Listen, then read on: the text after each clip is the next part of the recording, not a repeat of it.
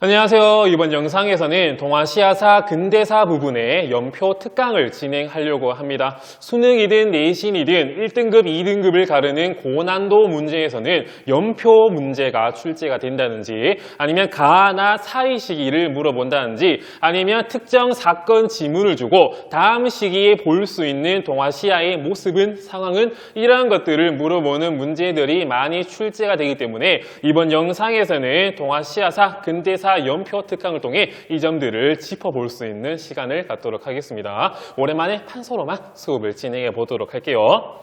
맨 위에는 일본, 가운데는 중국, 맨 밑에는 한국, 그리고 추가로 베트남 등등으로 해서 수업을 진행해 보도록 하겠습니다. 먼저 1840년입니다. 1840년에는 삼각무역체제에 따라서 청나라의 은 유출이 증가하게 되고 청나라 사람들이 아편에 많이 중독되게 되자 인칙서 등등이 유럽 상인들의 아편을 몰수하고 소각하는 사건이 발생하게 됩니다. 이에 대한 결과로 영국과 청나라가 전쟁을 벌이는 1차 아편 전쟁이 1840년부터 42년까지 전개되게 됩니다. 이렇게 짧게 라고 적어보도록 할게요. 하지만 결국 청나라가 영국에게 굴복을 하게 되고 이에 대한 결과로 1842년에 난징 조약이 체결되게 됩니다. 이 난징 조약의 내용을 보면 상하이, 광저우 등등 5개의 항구를 오픈, 개항을 한다든지 공행을 폐지한다든지 배상금을 물어준다든지 홍콩 을 영국에게 할행을 한다든지 협정관세가 주어진다든지 이런 것들뿐만 아니라 추가 조약으로 최혜국 대우 영사재판권이 영국에게 주어졌다. 이런 점들도 아시면 되겠습니다. 이 이후에는 51년도부터 64년도까지 홍수전이 배상제회를 조직을 하게 되고 이에 대한 결과 태평 천국운동이 51년도부터 전개되게 됩니다. 이렇게 중국 청나라 부분을 받고 이제 위로 올라가서 일본사 부분을 보도록 할게요. 일본의 개항인데 1853년에 페리 제독이 군함을 이끌고 일본에 내항을 하게 된 결과 이런 무력을 통해 위협을 보이게 되자 결국 개항을 요구하게 되고 1년 뒤 1854년에는 결국 미국과 일본이 조약을 맺게 되는데 이것이 바로 미일 화친 조약이라고 할 수 있습니다. 1854년에 미일 화친 조약의 내용을 보면 시모다, 하코다테 이런 2개 항구가 개항을 한다든지 치읓자 최혜국 대우가 미국에게 주어진다든지 미국 선박에 대해서 식량이나 식수를 지원한다든지 이러한 내용들이 미일 화친 조약에 들어가게 됩니다. 그리고 56년도로 보도록 할게요. 영국의 무역 사정이 그렇게 좋아지지 않으니까 에로우호 사건 또는 에로우 사건을 계기로 영프연합군이 다시 청나라에 쳐들어가게 됩니다. 이 사건을 바로 2차 아편 전쟁이라고 할 수 있거든요.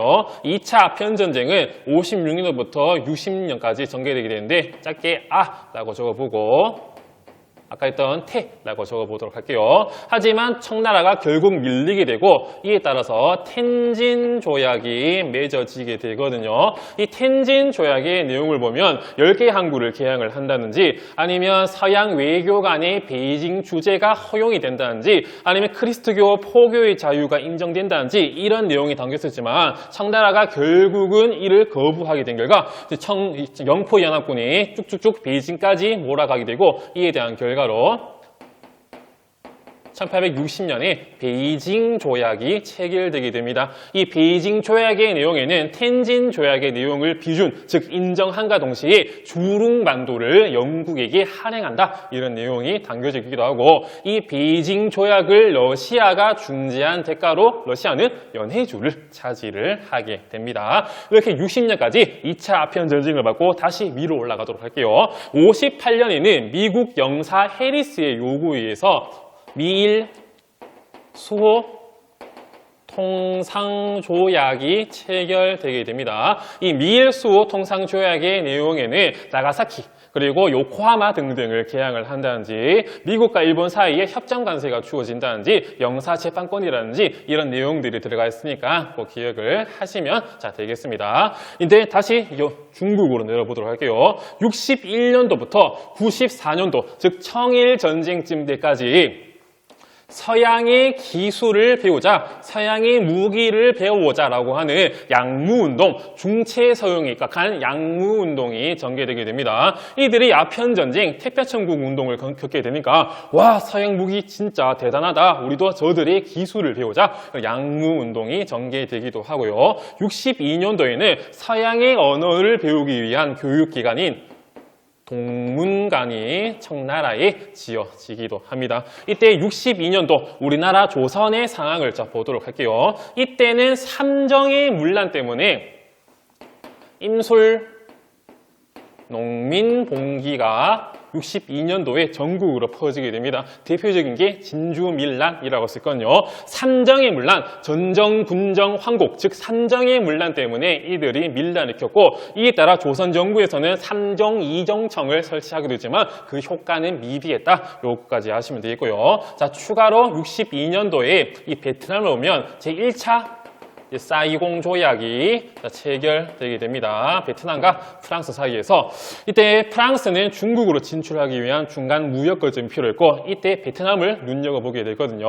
이에 따라 1차 사이공 조약이 프랑스와 베트남 사이에 체결되게 됩니다. 여기서는 코친 차이나 동부 삼성을 한량한다든지 다낭 등등의 항구를 오픈한다든지 크리스트교 포교의 자유가 인정된다든지 이런 내용들이 1차 사이공 조약에 들어가 있기도 하고요. 다시 63년도 우리나라를 보면 63년도에는 고종의 아버지 이 흥선대원군이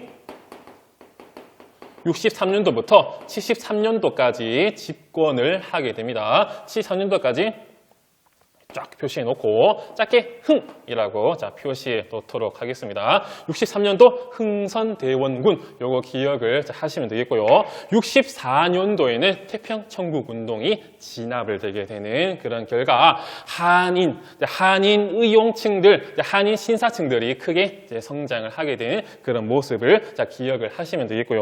66년도 우리나라 조선의 상황을 보도록 하겠습니다. 66년도에는 많은 사건들이 터지게 되거든요. 먼저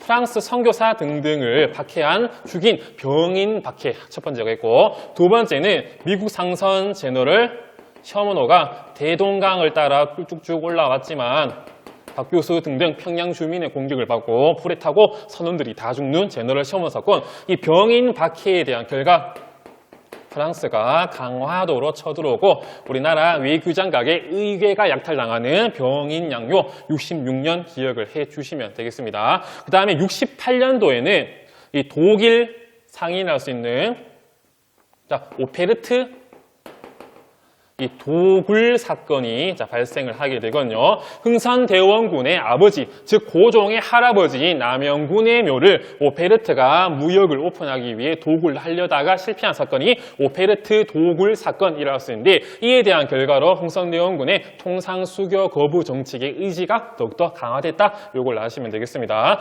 68년도에 조선의 상황을 받고 이제 올라가서 보도록 할게요. 68년도에는 쇼군의 막부 체제를 무너뜨리고 천황 중심의 중앙 집권 체제를 수립을 한 이 메이지 유신이 1868년에 이루어지게 되고 이에 따라서 1년의 개혁 과정도 메이지 유신이라고 하면 되겠습니다. 68년도 메이지 유신까지 봤고요. 이제 1870년에는 일본 최초의 일간지를 할 수 있는 요코하마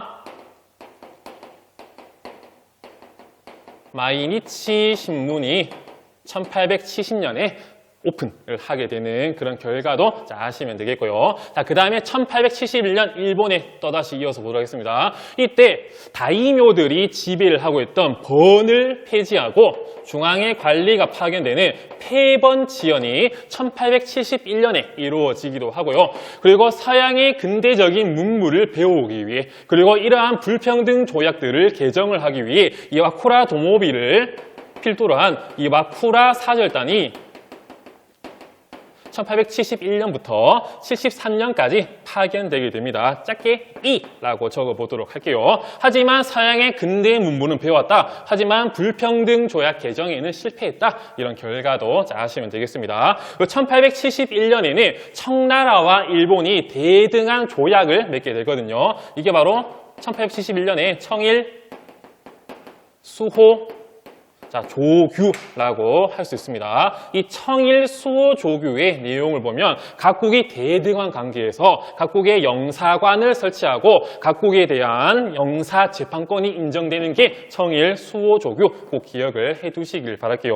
이제 1872년에는 상하이에 중국의 신문이라 할 수 있는 신보가 발간됐다. 이것도 기억을 해주시면 되겠습니다. 그 다음에 73년도인데 73년도에는 흥선대원군이 실각하고 고종의 친정이 시작이 되고요. 일본의 상황을 보도록 할게요. 73년도에는 일본 성인 남성들에게 징병제를 실시하게 됐고 이때부터 태양역이 도입이 되게 됩니다. 일본에는 이런 73년도의 상황 좀 기억을 해 주시기를 바라겠습니다. 이제 74년도인데 74년도에는 육휴 주민에 대한 복수를 하겠다 이런 마음에 일본이 또 타이완을 침공하게 되는 그런 사건이 74년도에 발생을 하게 되고요.